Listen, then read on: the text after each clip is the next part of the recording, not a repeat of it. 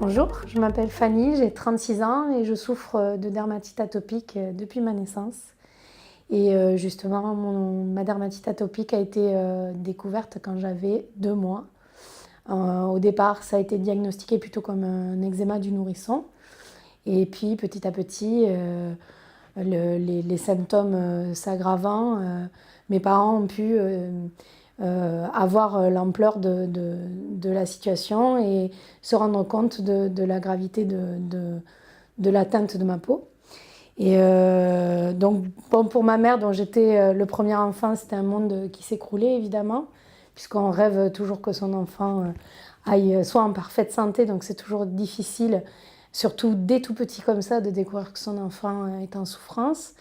Donc, de ce qu'elle m'a dit, ça a été un parcours du combattant, de l'éviction des allergies, jusqu'à comment prendre soin d'un nourrisson voilà, qui a des plaques d'eczéma. Alors, à l'époque, c'était très localisé sur mes joues, mes fesses aussi, mais bon, du coup, on ne savait pas trop distinguer l'eczéma de l'irritation classique, l'érythème des fesses des bébés, etc. Donc, voilà, pour ma mère et mon père aussi, évidemment, c'était un moment difficile. Ma mère me dit qu'elle ne mangeait plus, qu'elle me regardait respirer, qu'elle me regardait dormir.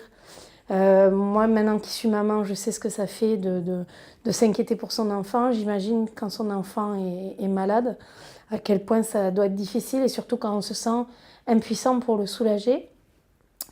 Voilà, et puis bon, ben, petit à petit, enfin, on lui a laissé miroiter que mon eczéma pouvait s'améliorer avec l'âge. On lui a dit, voilà, c'est un eczéma du nourrisson qui va passer. Ensuite, on lui a dit, ben, une fois qu'elle sera sortie de la petite enfance, ça ira mieux. Puis on lui a dit, quand elle sera adolescente et qu'elle aura ses règles, ça passera. Puis on lui a dit, peut-être un jour, si elle est enceinte, ça passera. Et puis évidemment, c'est jamais passé avec l'âge. Petit à petit, ben, elle a appris à vivre aussi avec son enfant malade, même si a priori j'étais une petite fille pleine de joie de vivre et que ça n'a pas empêché d'avoir une vie normale. Mais c'est sûr qu'au niveau thérapeutique, c'était lourd. C'était lourd la culpabilisation par les médecins et par les étrangers ou l'entourage. Cet enfant a-t-il bien été désiré? Votre grossesse s'est-elle bien déroulée? Y a-t-il eu un choc pendant la grossesse?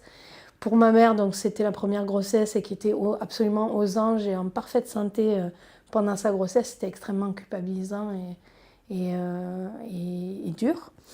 Et puis finalement, on apprend aussi à s'armer contre les commentaires négatifs des gens et on essaie d'éduquer son entourage plutôt que de le blâmer pour ses appréhensions. Et voilà, donc ensuite, pendant la petite enfance, ben, mon eczéma était très localisé au niveau des plis quoi, le cou, l'intérieur du coude, derrière les genoux, l'aine, etc.